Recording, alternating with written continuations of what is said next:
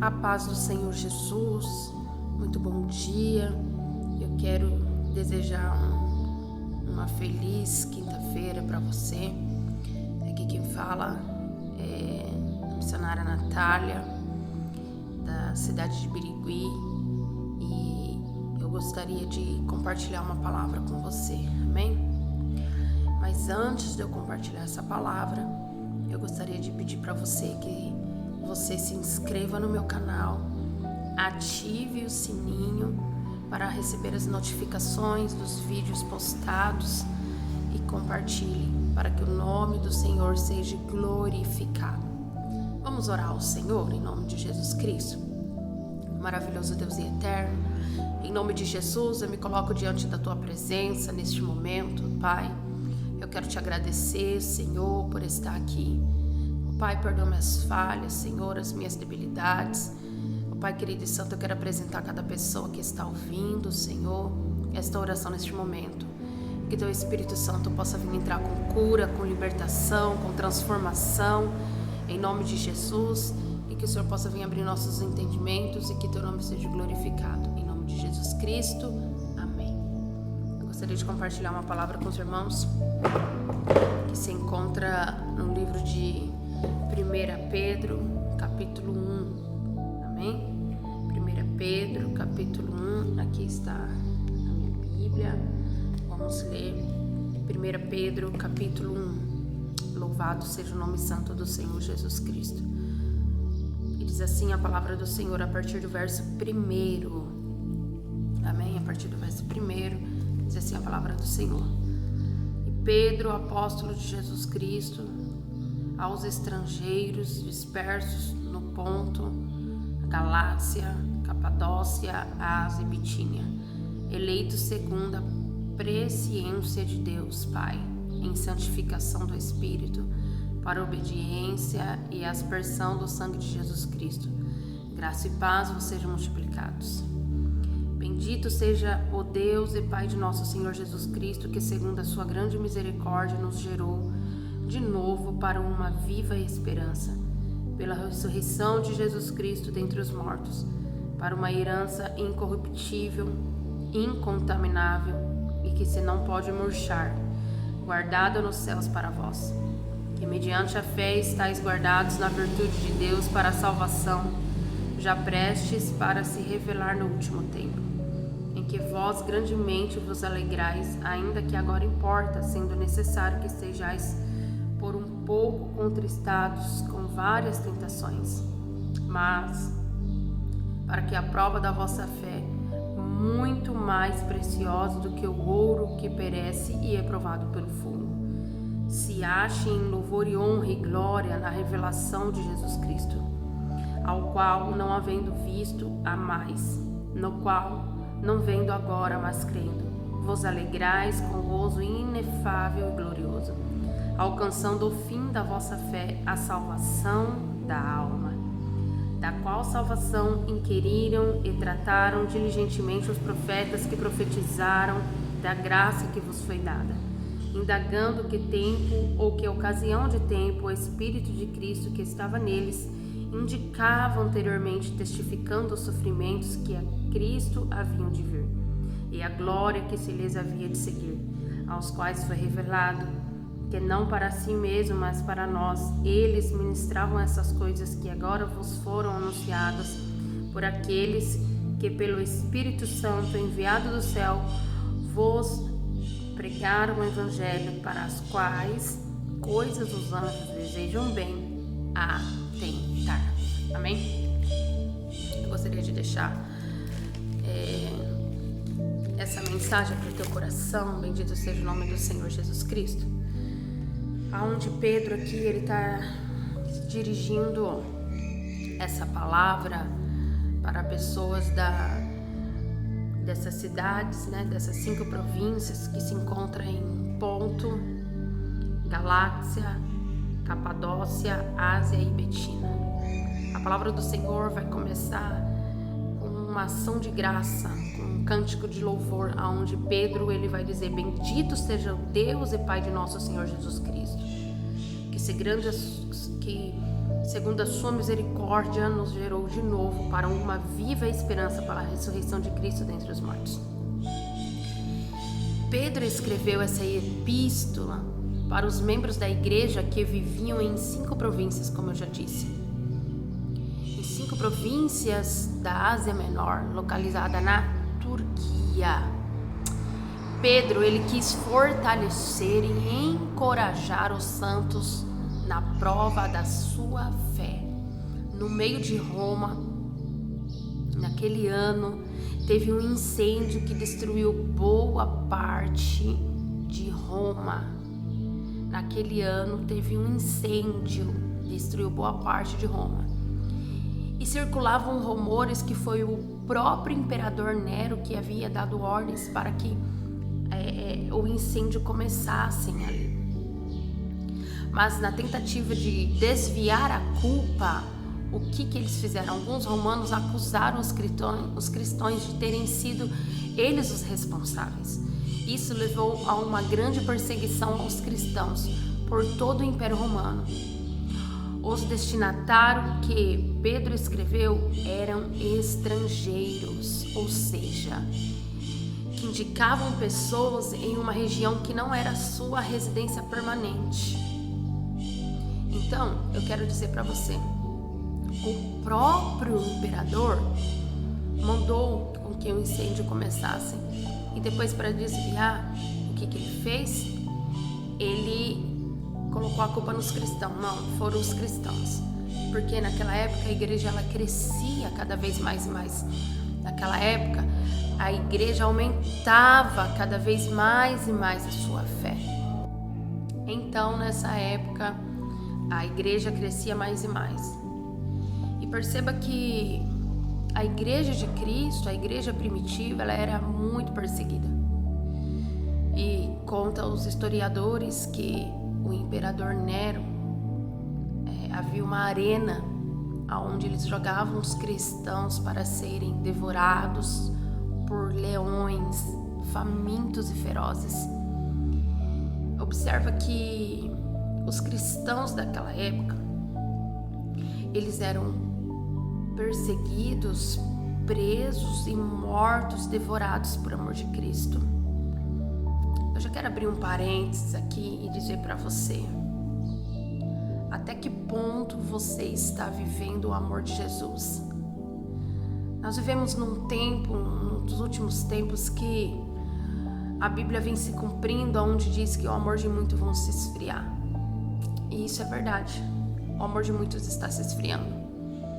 Por tão pouca coisa, muitas pessoas querem deixar de servir a Cristo. Por tão pouca coisa, muitas pessoas querem deixar de segui-lo. A igreja de hoje, a igreja atual, não vamos generalizar, porque não são todos os cristãos, não são todas as pessoas, ainda tem os seus remanescentes de Deus na terra. Mas uma boa tarde eu venho observando, uma boa parte está promovendo só eventos dentro das suas congregações, sem o objetivo de almas.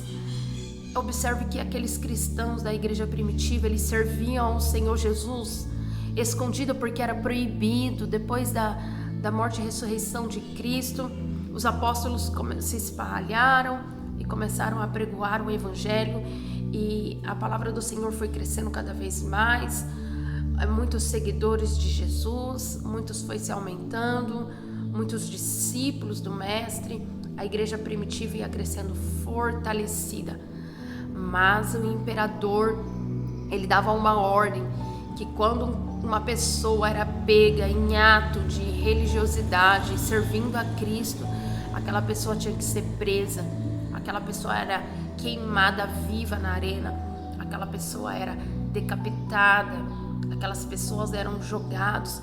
E observe que eu estava vendo agora de manhã a maneira de como o povo, eles eram mortos e eram horríveis, porque o imperador ficava ali na arena como um rei sentado no seu trono, e todas as pessoas ali, imagina, como se fosse a arena era como se fosse um campo de futebol, tinha várias pessoas ao redor, e os cristãos eram colocados ali no meio daquela arena, e ali tinha jovens, tinha velhos, tinha senhoras, tinha bebês de colo, tinha crianças inocentes que não sabiam nem o que estava acontecendo. E aquelas pessoas que estavam ali nas arquibancadas, eles ficavam ali como se fosse um espetáculo que ia acontecer naquele momento. Eles ficavam ali esperando aquelas pessoas que tinham uma fé genuína em Cristo. Eles ficavam ali esperando eles serem devorados por aqueles leões, porque os leões eram trancafiados, deixados com fome, ou seja, eles não alimentavam os leões, para que quando os portões se abrissem, aqueles leões entrassem ali naquela arena e fossem imediatamente atacar aquelas pessoas. Mas o que me deixa como se diz a palavra, o que me deixa bem alegre no Senhor é que aquelas pessoas sabiam que eles poderiam ser devorados, mas eles não negavam a fé, eles não negavam a Cristo.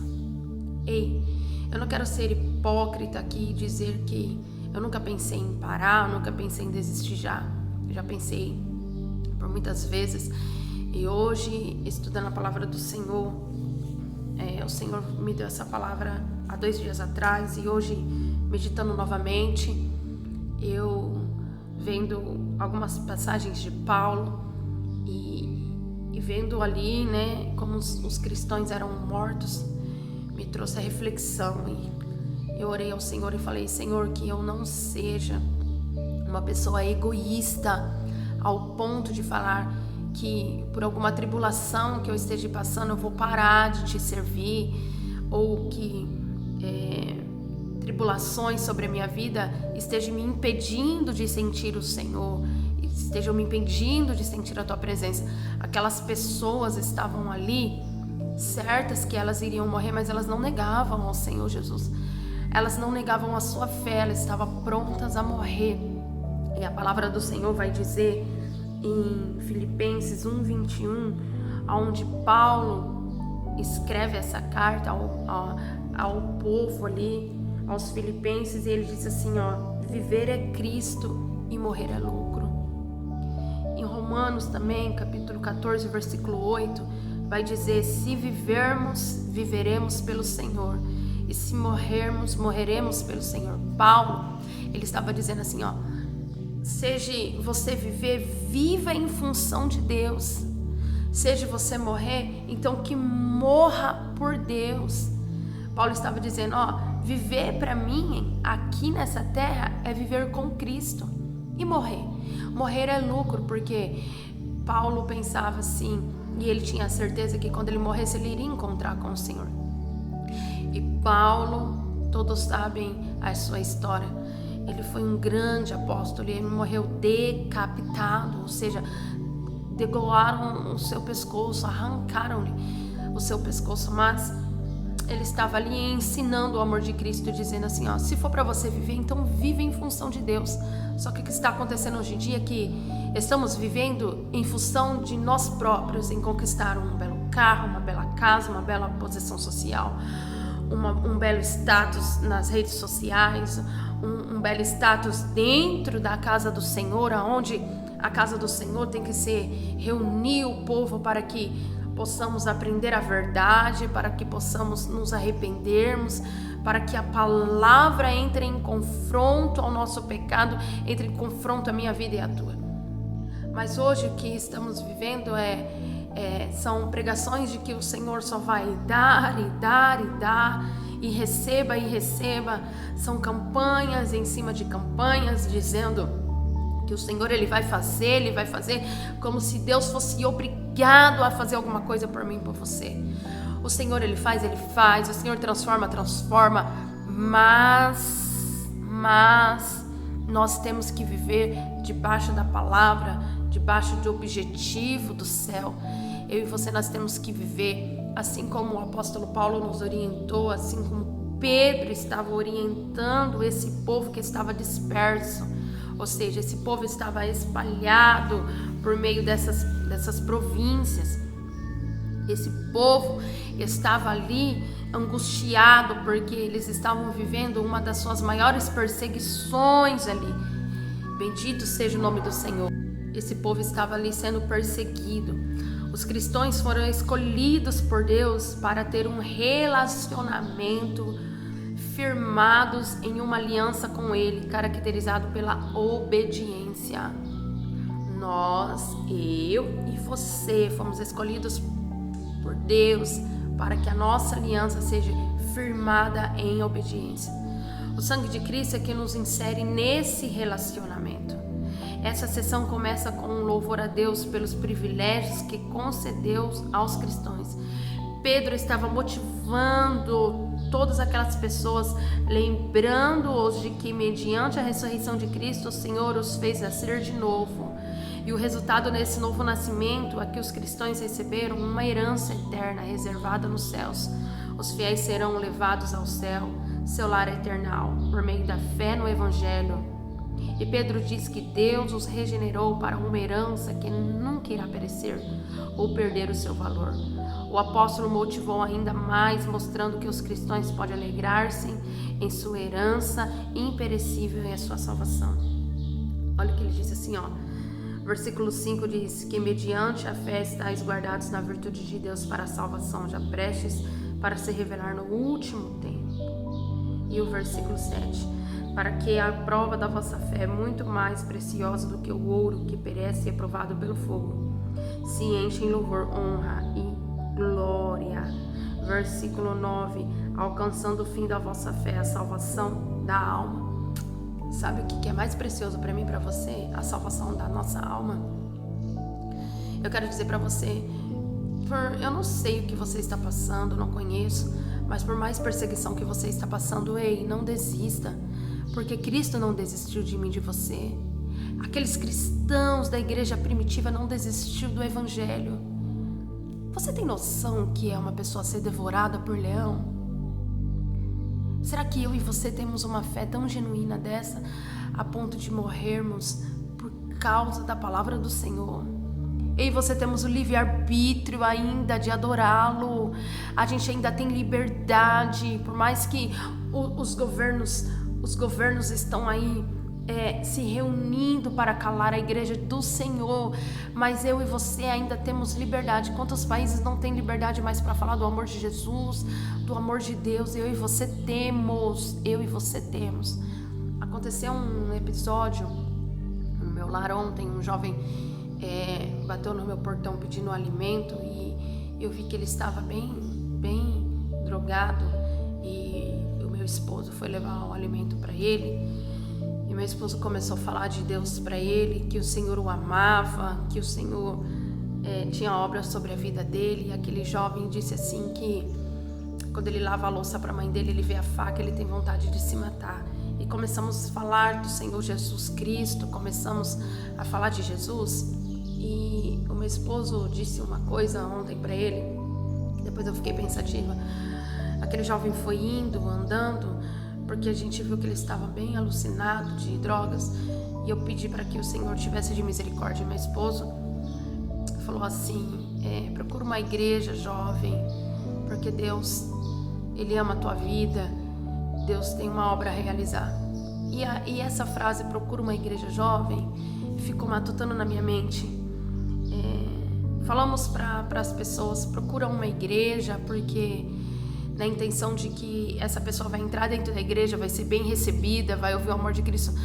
Mas sabe o que me entristece hoje em dia? Que as igrejas, templos, né, as paredes, 4 paredes ali, as pessoas que eram para ser o corpo de Cristo, estão corrompendo a palavra.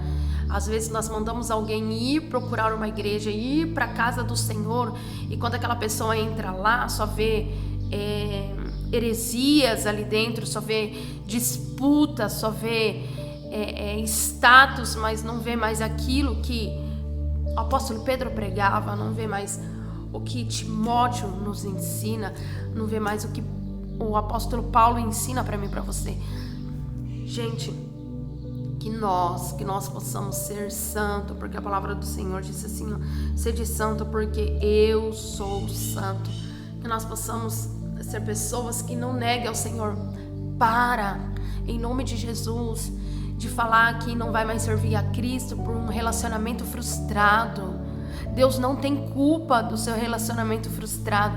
Para de falar que vai deixar de servir a Cristo porque o pastor te magoou, porque o irmão falou alguma coisa que te feriu. Deus não tem culpa do que o homem falou para você. Muitas das vezes você está magoado porque você deixou entrar no teu coração, porque você não está firmado em Jesus. Você está firmado no pastor, no irmão, na irmã. A partir do momento que você firmar em Cristo, você vai deixar de se magoar com poucas coisinhas e dizer que não quer servir mais a Deus. Pare de dizer que não vai mais servir a Cristo porque não tem um dinheiro para pagar uma conta, porque não tem a roupa que você quer, porque você está enfermo, porque você perdeu um ente querido. Pare, o Senhor Deus não tem culpa disso, sabe? É o mínimo que eu e você possamos fazer pelo sacrifício que Jesus fez na cruz, é servi-lo e permanecer até o final, porque no final nós vamos receber a coroa de vida eterna. A nossa salvação da nossa alma é o que mais importa. Quando a trombeta tocar e está prestes a acontecer isso, bendito seja o nome do Senhor Jesus, nós vamos nos encontrar com Ele e dizer: valeu a pena, Senhor, valeu a pena. Vamos parar de ser egoísta, pensamos no nosso próprio umbigo. Vamos parar, em nome do Senhor Jesus Cristo, de pensar só nas coisas aqui da terra, porque Satanás está desviando o foco das pessoas que são cristãs. Satanás está desviando o foco para que nós possamos pensar apenas em coisas terrenas e desfocar ao céu, sabe? O que está entristecendo a minha vida, e eu acredito que é o Espírito Santo, quantas heresias, sabe? Eu tenho ido em cultos que as pessoas estão dispersas, não estão ligadas ali.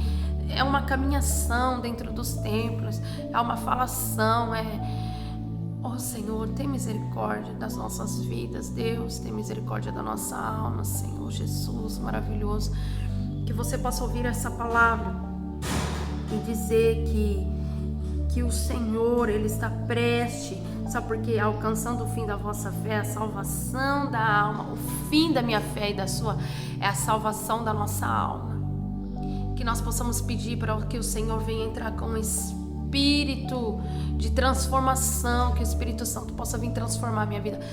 Porque se a fé que eu estou vivendo, se o evangelho que eu estou pregando não me traz mudança, então o evangelho não entrou dentro de mim, não entrou na minha mente, nem desceu para o meu coração.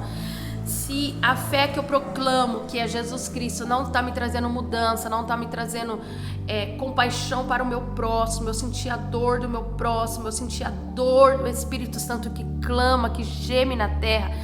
Se a fé que eu estou vivendo não me traz mudanças, então eu não estou vivendo o verdadeiro amor de Cristo. Você está entendendo?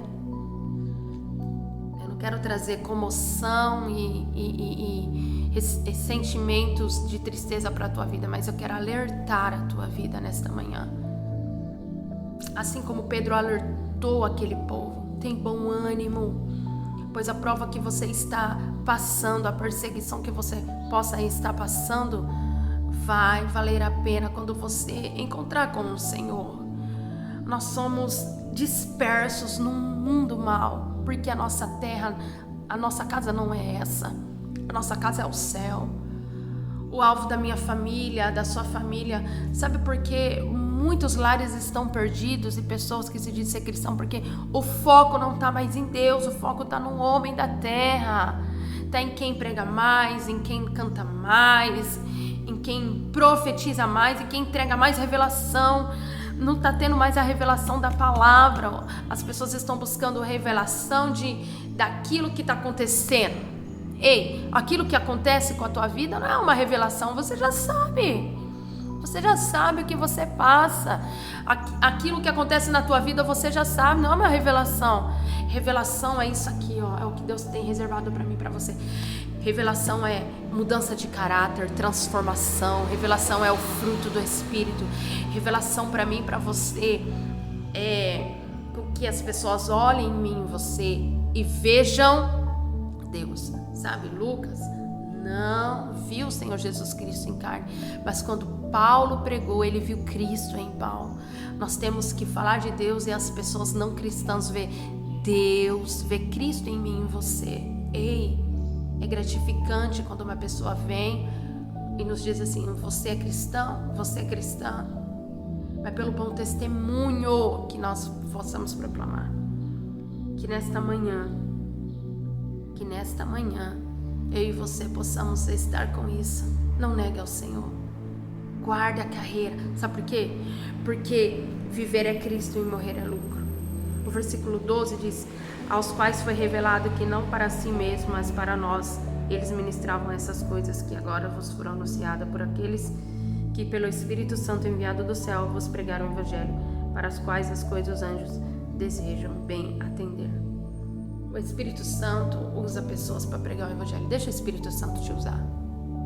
Não deixe Satanás te usar. Manda esse pensamento embora em nome de Jesus. Esse pensamento de morte, esse pensamento de acabar com a tua vida, manda embora. Isso não te pertence, mas Cristo tem que habitar dentro de mim, de você. Amém? Fica com essa palavra. E que a nossa fé seja mais valiosa do que o ouro provado no fogo.